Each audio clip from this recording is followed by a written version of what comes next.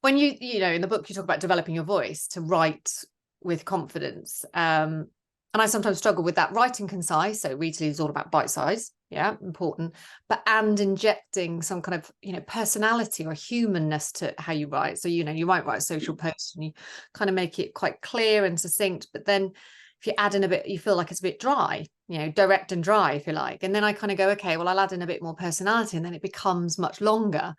And it's like, oh, how do I balance that? Have you got any advice? Yeah. It's always a balancing act, right? So I think I heard you say clear and concise and then dry on something. That was super funny. Direct and dry. Okay, so we have clear and dull. Direct and dry.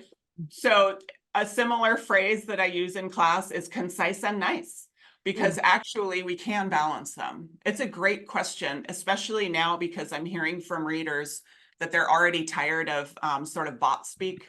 People are already recognizing when something's been written by AI and they're kind of tuning out. Yeah. And I think we're also in a cultural moment where people are tuning out from that sort of long-winded bureaucratic language, like we were just talking about.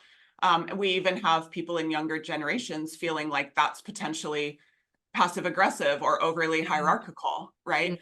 And so we run into generational troubles with that. And so I think what we can do two things. Number one, we can try to make our entire message very concise, but then use the moment that we think is emotional, potentially for a reader, to be a little longer and a little more careful. So we can sort of sacrifice concision in the important moment of something that could be upsetting or confusing or concerning, but maintain concision for the rest. But for a sentence, like on social media or even like a Teams post or email, what I always tell people is write with who and what in the beginning. Who did something? What did they do? And then mess with your what, which is your verb, because that's where you can get tone. For example, I could say, hey, the committee requests your feedback. Sounds a little okay, but maybe a little pushy, like I'm not in the mood to give feedback. Now I'm going to change it. The committee invites your feedback, and now it sounds a little less mandatory, but I feel a little more empowered, right? So we can always use the verb to adjust who gets power.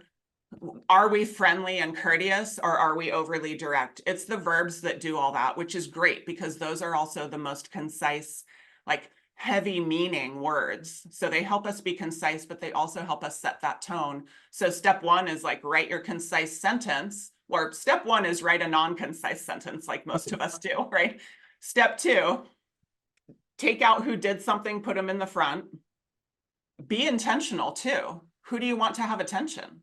The bosses, the people, the name of the team, the word we, right? What tone do you want to set with who gets to be important in the front of the sentence? So you put your who and your what first. Now we're concise, but now we're going to sort of manipulate the what until it has the right level of care. It gives the right people, manages power dynamics the right way, etc.